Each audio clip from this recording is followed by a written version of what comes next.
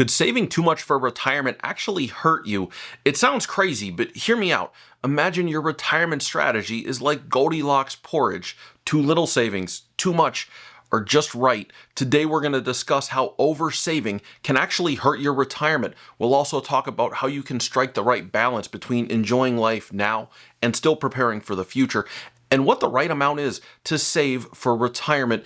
If you're watching this channel, my guess is you've been saving diligently for years, maxing out your retirement accounts, doing all of the right things, and that feels good. The majority of the people who watch my channel are in their 50s, and if that's you, you're really seeing the results at this point of all of that hard work. Retirement account balances are growing. And so you look at that and you decide, yeah, I'll keep going. Maybe you decide that you're going to work until you're 70 because you plan to live a long time. You've got good longevity in your family. You want to get the highest Social Security benefit. And after all, your health is good. You don't mind the work, and so that's what you decide to do. Now, I see this a lot. Let's make an example here. Let's put some numbers to it. Let's say you make good money. You earn $180,000 a year in household income. All the debt's paid off. Let's assume that you're 60 as you're watching right now, and you have $1.5 million saved in your retirement accounts, and you're planning to keep your foot on the gas. Remember, you're going to go up until age 70. So let's fast forward the clock that last 10 years. That's what I want to talk about here. By age 70, the $1.5 million that you had in your account, if you're aggressively saving and adding to retirement accounts, let's say you're putting away $30,000 a year between company matches and your own savings. If you had an 8% return, it grows to $3,786,825. I know that sounds wrong. How could it possibly be that much? But here's the thing. Once the snowball gets rolling, the numbers add up fast. It's why there are 97 videos on YouTube about why your net worth explodes after 100K. It's not magic, it's compounding. That's just how it works. And so, $3,786,000. And remember, a large Social Security check to boot, a 60-year-old today making $180,000 a year is estimated by Social Security at the age of 70 to have a benefit of $6,161 in future dollars. Now, if you were living reasonably, you're making $180,000 a year, you're saving $30,000 a year for the future. That means that ballpark math, you were living on somewhere between $8,000 to $10,000 a month after taxes. Let's take the high end. You need $10,000 a month to make its way into the checking account in retirement to keep everything as is. So you're 70 years old. A 30-year retirement takes you all the way to 100. So we can certainly use the 4% rule here to estimate your available distribution. Let's add up the numbers. The Social Security is going to give you conservatively $4,300 a month or so in after-tax, after Medicare premium money. A 4% distribution on the big old portfolio, more than $150,000 a year in pre-tax money. Even if you're a single filer and you're getting crushed in taxes, you'd still, between those two sources, post-tax, be netting almost $170,000 a year. That's after taxes. That breaks out to about $14,000 a month, and that's 4%ing the money, which we know leads to higher account balances at the end of a 30-year retirement than at the beginning, almost a third of the time. The translation here. You oversaved. The porridge is too hot. It's why you've got to get some financial planning done when you're in your 50s. Because in this scenario, you really should have had somebody counseling you that you didn't need to keep going. You can if you want to. You didn't need to. But in fact, in this case, you might have traded 5 or even 10 years of your best retirement, those golden years when you could have been enjoying your freedom, for money that you'll never spend. I talk about trade-offs a lot here on the channel. Every time you say yes to something, you're saying no to something else. Saying yes to all that retirement saving meant saying no to enjoying life in the present because you were constantly looking forward. I understand that, but there's a point at which you have to shift your thinking. And I know what some of you are thinking when I say this. Antonio, I don't mind working a little longer. I can just save a little bit more, and then I'll be extra prepared, just in case.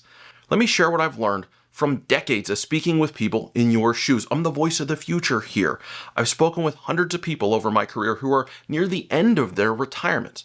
They've had their porridge, and they realized the trade-off they made, putting off today for the betterment of tomorrow, was necessary for a long time, but they made that trade for too long a time.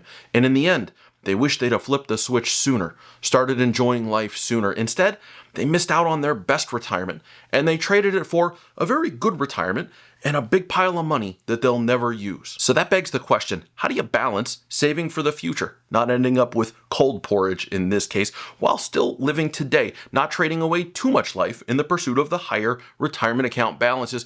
The key is to setting a plan and letting it be. You know that I love my Warren Buffett quotes. Here's one that I think kind of applies in this case. Funny quote either way, so I'm going to say it. He once said, "You can't make a baby in 1 month by getting 9 women pregnant. Some things just take time."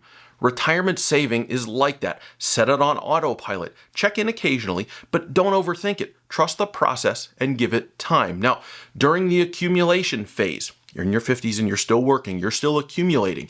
This is while you're working and building up your savings. That's great advice.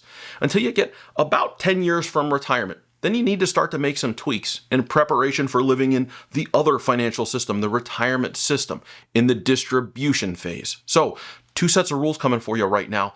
I'll make this quick so that we're not here all day. If you're still working, you're accumulating, you're in that first phase, strive to get 15% of your gross income put away for retirement. This is 401k, 403b, IRA, Roth IRA, after-tax brokerage, all of those combined, including company matches, get 15% of your gross income put away as long-term invested assets. This doesn't count money going into the emergency fund. It doesn't count pension contributions being made by your employer. So if you make $100,000 a year, you want $15K a year going into the long-term investment accounts. If you can swing more the merrier. But if you get to 15% and stay there, the numbers tend to work out well for you in the long run. Secondarily, we've got to make sure you've got appropriate protections.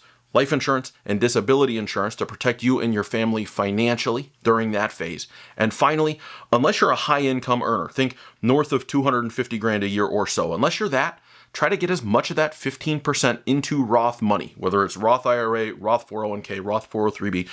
There's a lot more to it than this. I'll link a video at the end that gives you a deep dive on the optimal order of saving. But this is the quick and dirty, set it and forget it, working years edition. Now let's talk to the folks who are 10 years to retirement or less. As I go through this section, if it sounds a little overwhelming, don't worry. I can help you create a custom retirement plan just right for you. Check the first link in the description to book a no-cost consultation today. Until that time, here's the list. So if you're within 10 years of retiring, you still need to put away money. And so continue on with the 15% thing. 15% of your gross income or more going away to future accounts.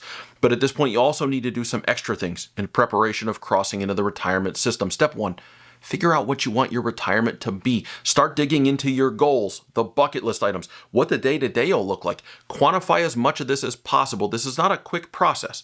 Might be an area where an advisor can really help add value to help you dig in and understand. But the first step to any good plan is understanding where you're trying to go. You literally can't reach your goals if you don't have goals. And you're likely close enough to retirement at this point to fill in the blank on what those goals really are, which means it's time to get this stuff out of your head. It's up there and it's floating around. Get it on paper and start making the moves that you need to bring it into reality. The next step, past understanding where it is that you want to go, is to assess the risk in your portfolio and start to bucket your money, meaning start to segment your assets and how they are invested into 3 different buckets to insulate sooner use money that you plan to use relatively soon from the highest levels of market uncertainty. This has been proven in multiple studies to be a beneficial way to stay invested during rough times. Sometimes it's called purpose-driven investing. I think of it like giving different money different jobs, and it's super important as you get close to retirement. By the way, if you're taking notes, don't worry about me going too fast here. I'll link a video at the end for you as well if you're inside of the 10-year window about how to build a bucket plan. Step number 3, start doing some tax planning. Do you need to even out your traditional money with your Roth money? You need to start looking at these changes while you have time to manage them with an eye to minimizing your long-term tax liability. Look at tax loss harvesting, tax gain harvesting. Even if there aren't specific changes to make today, you need to know when you're going to start to implement some of these things. The third thing, it's time to look for holes. What could go wrong and wreck an otherwise good retirement? In this case, a primary concern should be long-term care insurance, the potential to outlive your money, starting to work out the retirement income plan of how you're going to access the money in the portfolio. And then the last step, put it all together. You now know where you want to get to.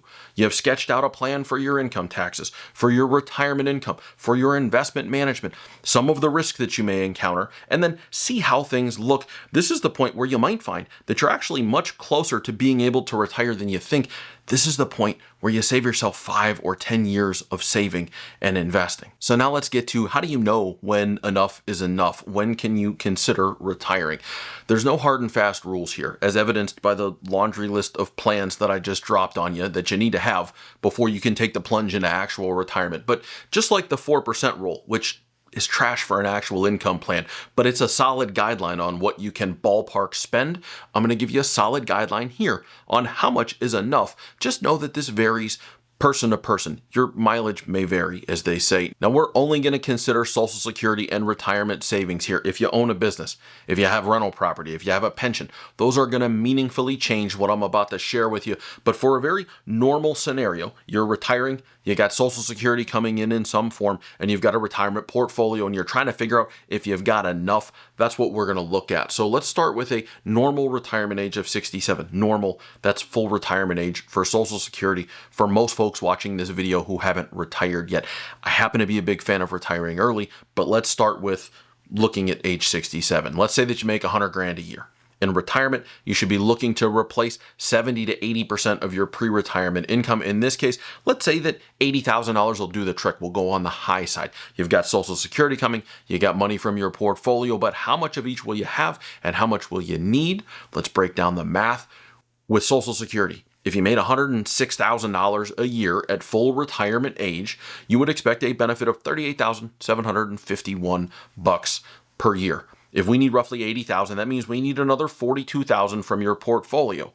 Now, if we go back to thinking of the 4% rule as a guide, that would mean a portfolio of $1,050,000 as a baseline. That equates to roughly 10 times your ending salary. Ta-da! We did it. That's the magic number. I did a video about this before. Turns out it's not actually the magic number. But if you're in the middle part of the bell curve from an income standpoint and you're retiring at 67, you're going to need about 10 times your ending salary in retirement assets to be in the right ballpark. I can't say that you can do it then, but you're barking up the right tree. I'm going to link a lot of videos here at the end, but I'll give you a deep dive on that one in a minute too. Here's a good guide in the meantime. Again, rule of thumb, age 67, 10 times your salary when you retire. If you're retiring at 65, you're going to be closer to 12x your ending salary. And if you want to go as early as 60, you're probably going to be pretty close to 18 times or so your ending salary. Now, a lot of this depends on exactly how much you need to live. I don't want to bear you with numbers, but if you save the magical 15% of your income over a long period of time and you get historic returns, you'll come out pretty close to the numbers that we just went through, which is exactly why I suggest saving 15% per year for someone who wants to retire at a normal retirement age. To sum it up, the Goldilocks strategy isn't about oversaving or undersaving. It's about finding the right balance that works for you and your retirement goals. For more detailed tips on these strategies, check out these videos right over here.